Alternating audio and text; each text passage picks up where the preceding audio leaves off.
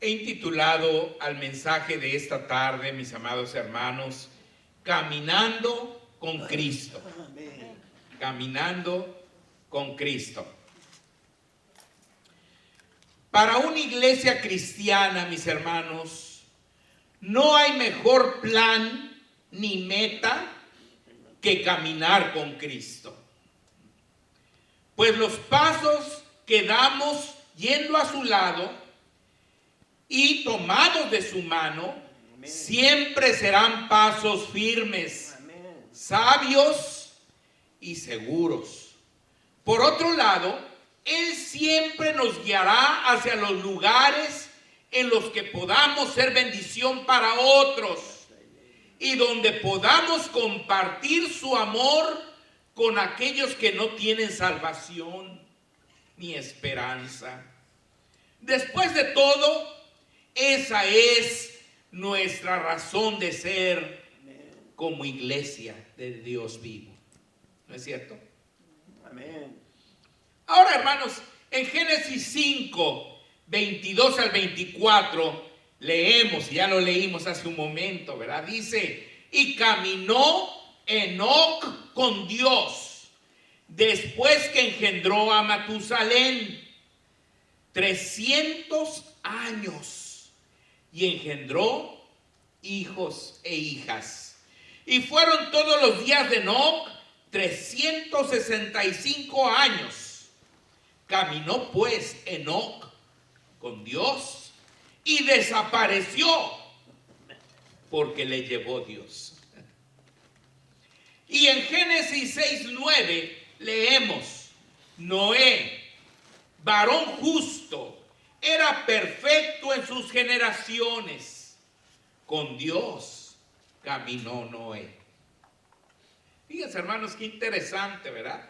Dos pasajes diferentes de la Biblia, dos personajes diferentes, pero que dice lo mismo la Biblia de ellos, que caminaron con Dios. Caminar con Dios debiera ser la meta de todo cristiano.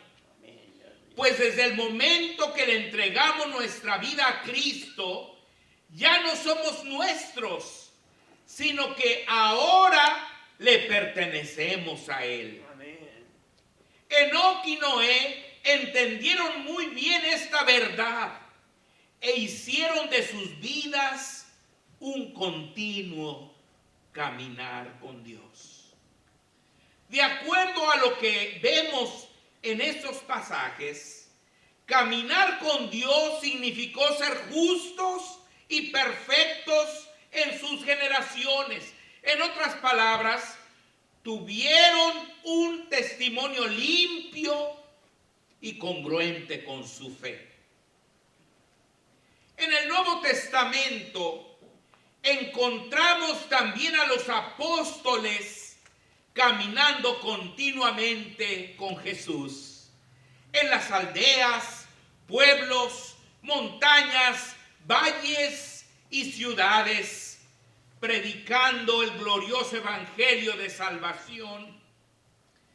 ¡Qué experiencia tan preciosa y singular debe haber sido, hermanos, el caminar al lado del Maestro y presenciar sus milagros, escuchar sus sermones, verlo enfrentar a los fariseos, a los saduceos y a los sacerdotes, aprender de sus enseñanzas maravillosas y tener entrevistas privadas con él. Lo más maravilloso es que nosotros también podemos caminar con él.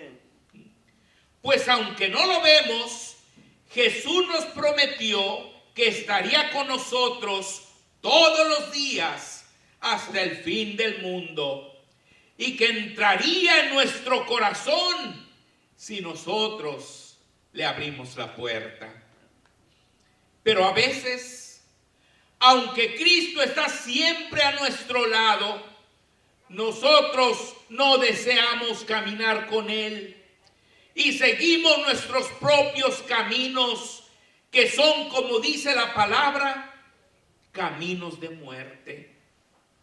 O nos pasa como a los caminantes a Emaús, aquellos discípulos de Jesús que iban tan preocupados por los acontecimientos ocurridos que no reconocieron al Señor Jesús durante la larga jornada que viajaron junto con Él. Muchas veces nuestros problemas son como una gran montaña que no nos deja ver la presencia y el poder de Dios. Y nos pasamos contándole al Señor cuán grande es nuestra montaña, cuando deberíamos decirle a la montaña cuán grande es nuestro Dios. Analicemos ahora nuestros versículos. Fíjense bien, hermanos. En primer lugar, Enoc y Noé vivieron en circunstancias muy similares a las de nosotros, hermanos. Muy similares a las nuestras. En el tiempo de Enoc, la descendencia de Caín se había olvidado de Dios, como hoy en día la mayoría de la gente se ha olvidado de Dios. En el tiempo de Noé, la maldad llegó a tal magnitud que Dios decidió destruir a todos los hombres con el diluvio.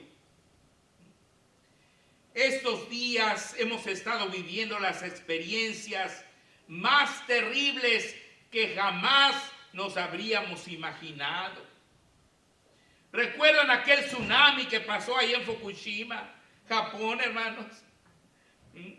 El pueblo japonés estuvo viviendo tragedia tras tragedia. Primero fue un terremoto tremendo que azotó allá al Japón. Y después, hermanos, del terremoto, pues vino ese tsunami que se llevó carros, todo, ¿verdad? Se llevó a barcos, trailers, casas, edificios, hombres, mujeres, niños y toda clase de objetos, ¿verdad? Y los vimos como basuritas que iban ahí en el agua. Desde esa tragedia hemos vivido en el mundo muchos sucesos similares en diferentes partes del mundo, incluyendo la tremenda tormenta caída en el desierto de Arabia estos días. Después de 200 años de no llover y que arrasó con carros, personas y camellos. ¿La vieron, hermanos, en las redes sociales? Increíble, es el pleno desierto y venía, parecía un río caudaloso, hermanos, que se iba llevando los pobres camellos, pues no sabían ni qué hacer porque yo creo que ni habían visto tanta agua en toda su vida, ¿verdad? Y los carros iban a ir rodando entre el agua, tanta agua que cayó allá en Arabia, mis hermanos. Estamos siendo testigos de la migración repentina y en grupos de miles de personas en diferentes partes del mundo, cansados de la tiranía, el crimen, la inseguridad, la injusticia, el desempleo y la pobreza de sus países, y el resultado natural de todas estas realidades, el hambre. Hermanos, yo no sé lo que usted haría si su familia tuviera hambre, si no tuviera nada que comer, si no tuviera trabajo, si estuvieran ahí amenazándolo o que ya le hubieran matado uno o dos familiares. Yo no sé qué haría usted, hermano. Pero posiblemente haría lo mismo que muchos están haciendo. Y no solamente me refiero a los hondureños que están aquí en Tijuana. En todo el mundo está pasando esto. En Europa, en Asia, en América, en todos los continentes hay una migración constante de miles de personas que buscan otro lugar para sus familias. porque hemos llegado a unas condiciones terribles en nuestro mundo contemporáneo. Todo esto, mis hermanos, nos hace pensar y realizar que cada vez se acerca más y más la gran tribulación anunciada por nuestro Señor Jesucristo, cuando todo este tipo de acontecimientos devastadores se experimentarán a nivel mundial. ¿Se acuerdan lo que dice Mateo 24, 21? Dice, porque habrá entonces gran tribulación, cual no la ha habido desde el principio del mundo hasta ahora, ni la habrá.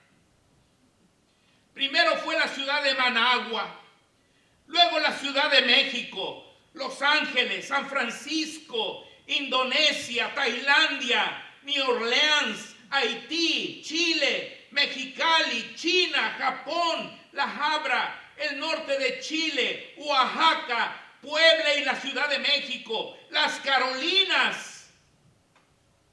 Y nos preguntamos, ¿quién seguirá? A esto hay que añadir las guerras de los países árabes y los rumores de guerras que incluyen la posibilidad de otra guerra mundial, además de la aparición de cientos y cientos de falsos profetas que engañan a la gente con sus doctrinas de demonios. Cristo nos enseñó con mucha claridad que todo esto será la señal de su segunda venida.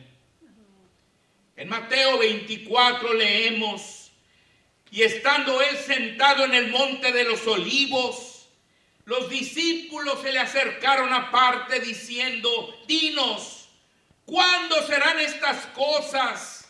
¿Y qué señal habrá de tu venida y del fin del siglo?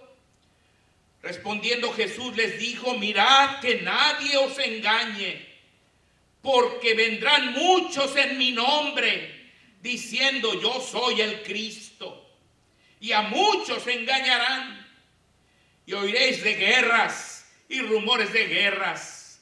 Mirad que no os turbéis, porque es necesario que todo esto acontezca, pero aún no es el fin, porque se levantará nación contra nación y reino contra reino, y habrá pestes y hambres y terremotos en diferentes lugares, y todo esto será principio de dolores.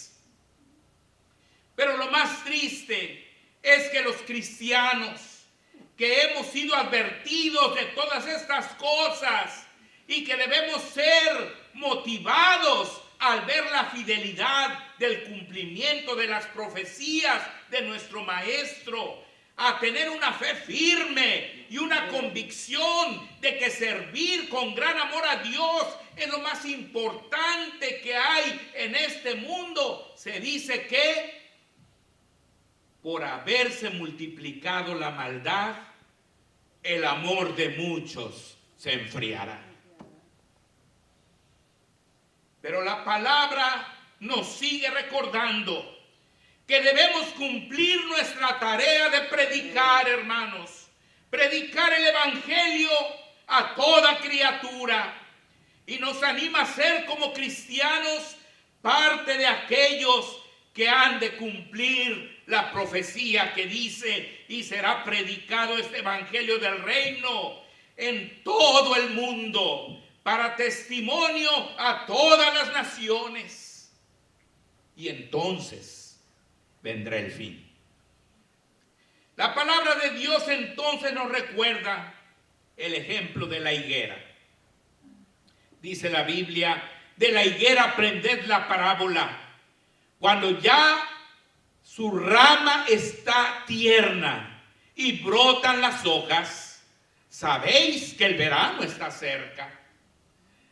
Así también vosotros, cuando veáis todas estas cosas, conoced que está cerca, a las puertas.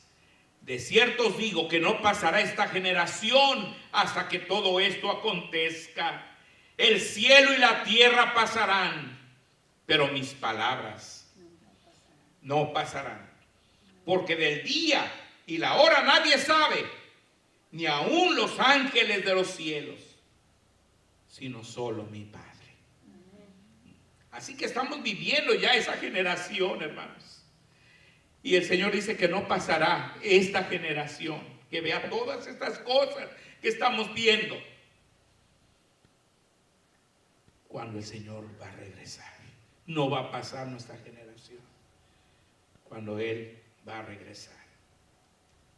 Es importantísimo darnos cuenta de la realidad, de la cercanía de nuestra salvación y no dudar ni un momento en seguirnos consagrando con ahínco al servicio de nuestro Dios. La palabra de Dios pasa a mencionarnos acerca del tsunami más grande y de proporciones mundiales que ha habido en la historia, el diluvio. Cuando lo mismo que vimos en Fukushima pasó, pero a nivel universal. Y la gente no tuvo a dónde ir para salvarse. Conforme se acerca la segunda venida de nuestro Salvador, esos tiempos de pecado extremo han resurgido. El Señor Jesús nos enseñó claramente que esto sería parte de las señales de su segunda venida.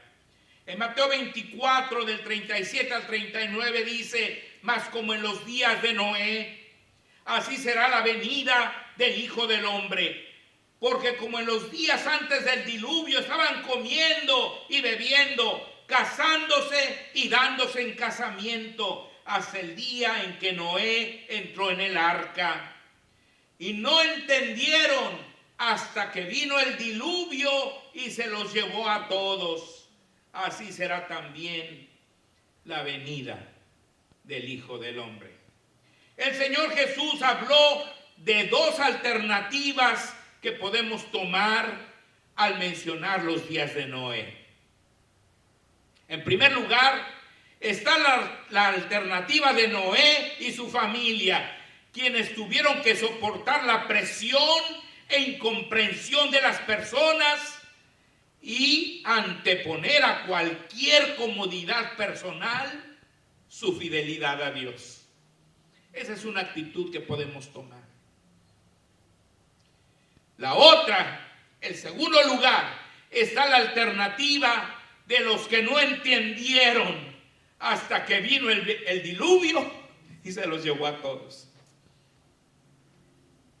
¿Cuál escoges tú?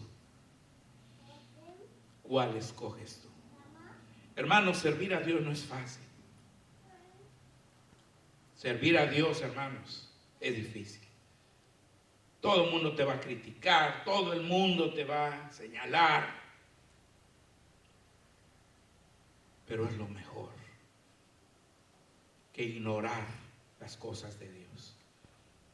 Eso significa que si Enoc y Noé pudieron caminar con Dios en circunstancias tan adversas como todas estas que mencioné, nosotros también lo podemos hacer. También nosotros lo podemos hacer. Enoc caminó con Dios 365 años que se convirtieron en una eternidad, porque dice que se lo llevó Dios. Y Noé se describe como un varón justo y perfecto en sus generaciones. Estas afirmaciones reflejan una vida de santidad y obediencia. Solamente 3 personas como nosotros en toda la historia han sido llevadas vivas al cielo por su santidad y obediencia: Enoc, Moisés y Elías. En el caso de Moisés, aunque la palabra dice que murió y Jehová lo enterró en el valle de Moab, porque los israelitas nunca lo volvieron a ver, nunca se conoció el lugar de su sepultura. Y el libro de Judas nos revela que el arcángel Miguel contendía con el diablo, disputando con él por el cuerpo de Moisés. O sea que se lo llevó también el Señor.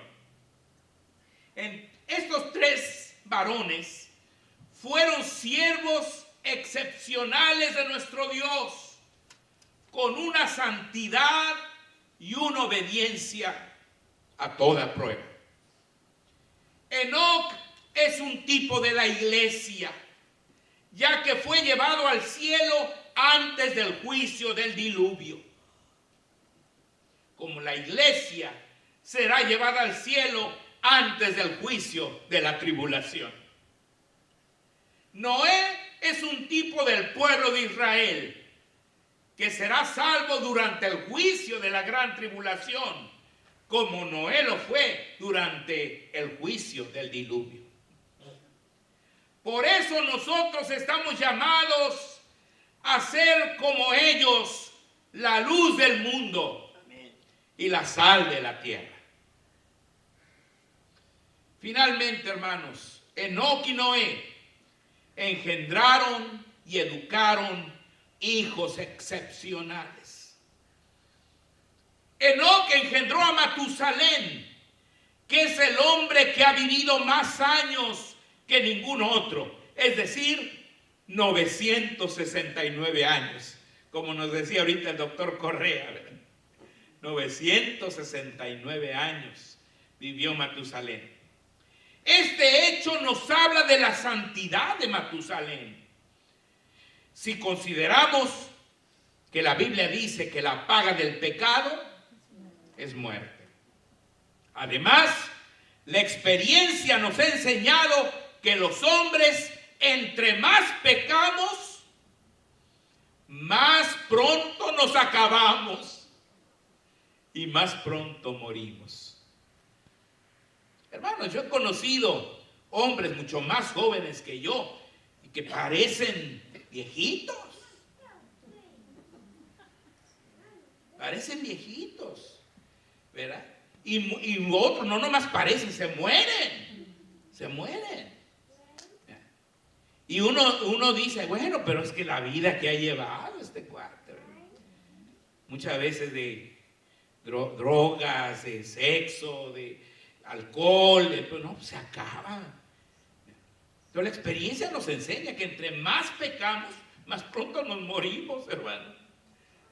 Entonces el hecho de que Matusalén vivió 969 años, hermanos, pues quiere decir que era un hombre bien bueno, bien santo.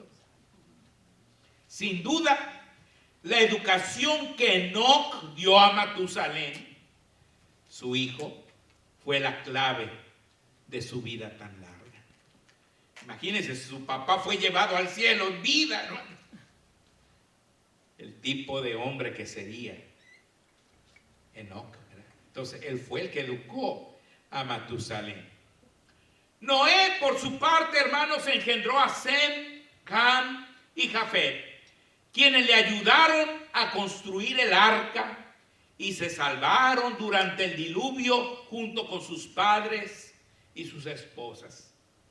El hecho de que Sem, Cam y Jafet fueron escogidos por Dios para salvarse significa que tenían las mismas cualidades que su padre. Tenían las mismas cualidades.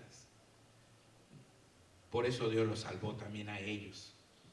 Además, Sem, el hijo mayor de Noé, hermanos, Sem fue el ascendiente de Abraham, de David y de nuestro Señor Jesucristo. Por eso a los israelitas se les llama los semitas.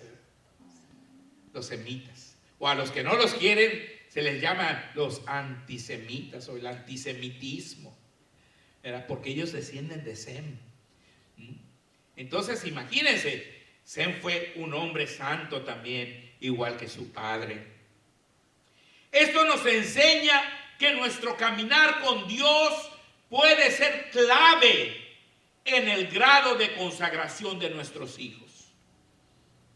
O sea, si tú de veras te entregas a Dios, hermano, si tú de veras le das a Dios el lugar que se merece en tu vida, Esa va a ser la mejor enseñanza para tus hijos.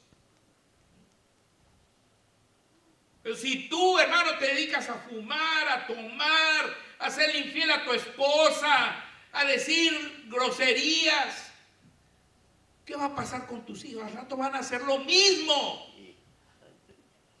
Van a hacer lo mismo. Y tú te vas a enojar y a lo mejor les vas a golpear y todo. Pero están siguiendo tu escuela. Pero si tú le das a Dios el lugar en tu vida, entonces tus hijos van a seguir tus pasos. Porque los hijos aprenden con el ejemplo.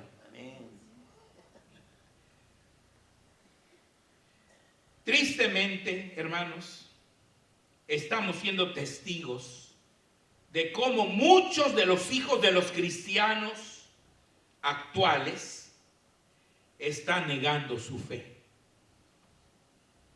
Muchos de ellos están dando un pésimo testimonio ante el mundo a través de las redes sociales. Muchos son drogadictos, alcohólicos, incrédulos, o están practicando toda clase de pecados. Entonces, hermanos, eso nos habla de que los cristianos necesitamos urgentemente caminar con Cristo, caminar con Dios, así como lo hizo Noé, así como lo hizo Enoc, hermanos. Y más ahora, cuando estamos viendo el cumplimiento de todo lo que nuestro Señor nos advirtió que pasaría. Más ahora, hermanos, necesitamos una vida de verdadera consagración al Señor. Ahora pregúntate, hermano, hermana, ¿estoy caminando así con mi Cristo? ¿Estoy caminando con mi Cristo como caminó Enoc con Dios, como caminó Noé con Dios, como caminaron sus hijos Matusalén, Sem, Cam, Jafet? ¿Así estoy caminando yo con mi Cristo? ¿Mis hijos reflejan mi caminar con Cristo? ¿Y están caminando ellos también con Cristo? Si Dios me describiera, lo haría en los términos que describió a Enoc y a Noé. O me describiría como los hombres que no entendieron hasta que vino el diluvio y se los llevó a todos. ¿Qué me está impidiendo caminar con Dios como ellos lo hicieron?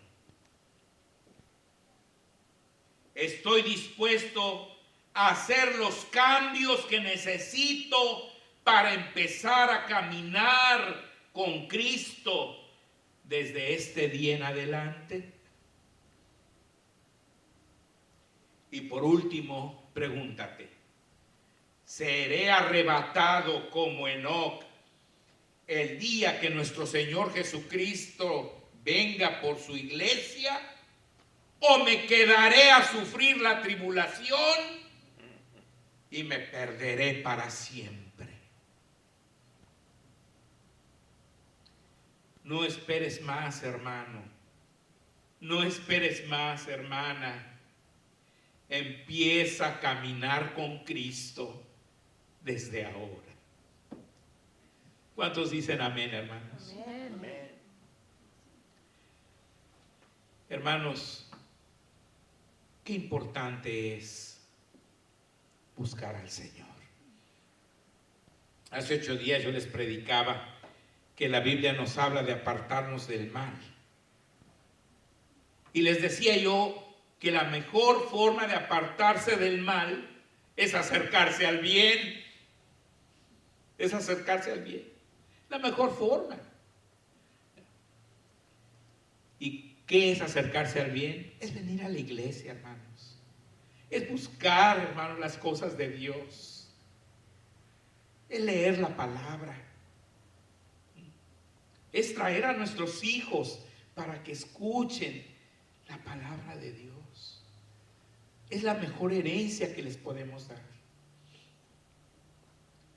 Hermanos, ninguno de nosotros dejaría que su hijo dejara de ir a la escuela pública.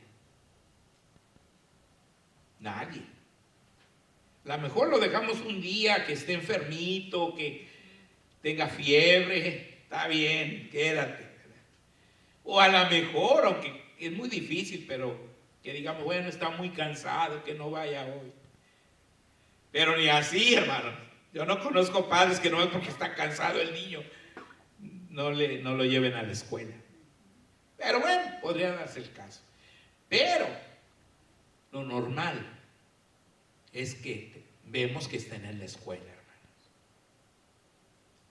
Déjenme decirles que la educación cristiana, mis hermanos, es mucho más importante que la educación secular. Yo me acuerdo de una mamá que decía, mi hijo aprendió en la universidad a poner los ladrillos, porque era un ingeniero. Aprendió cómo poner los ladrillos, aprendió cómo poner el techo, cómo colarlo, cómo poner las ventanas. Todo eso lo aprendió en la universidad. Pero a poner los materiales de la calidad que dice el contrato, eso lo aprendió en la iglesia y en mi casa. Amén. A ser honesto.